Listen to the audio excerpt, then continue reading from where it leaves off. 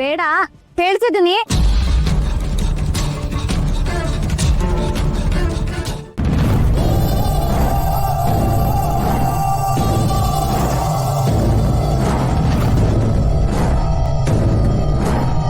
ನಾನ್ ಬರ್ತೀನಿ ಚಿನ್ನ.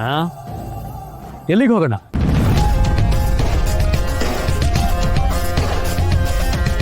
ಏಯ್, ಕುಡ್ದು ನೆತ್ತಿಗೇರಿದ್ರೆ ಮುಚ್ಕೊಂಡ್ ಮನೇಲಿರ್ಬೇಕು. ಒಬ್ಳೆ ಹುಡುಗಿ ನಿಂತಿದ್ದಾಳೆ ಅಂತ ಹಿಂದೆ ಬರ್ತೀಯಾ?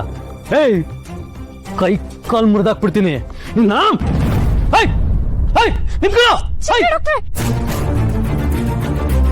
ಹೋಗ್ಲಿ ಬಿಡಿ, ಏನೋ ಕುಡ್ದು ಆತರ ಬಿಹೇವ್ ಮಾಡ್ತಾ ಇದಾರೆ.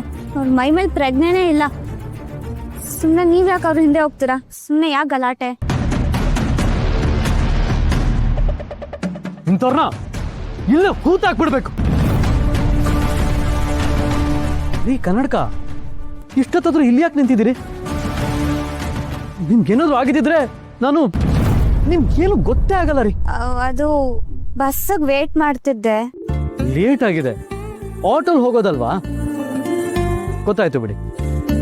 ಲೆಕ್ಕಾಚಾರದ ಜೀವನ ಅಲ್ವಾ ನಿಮ್ದು?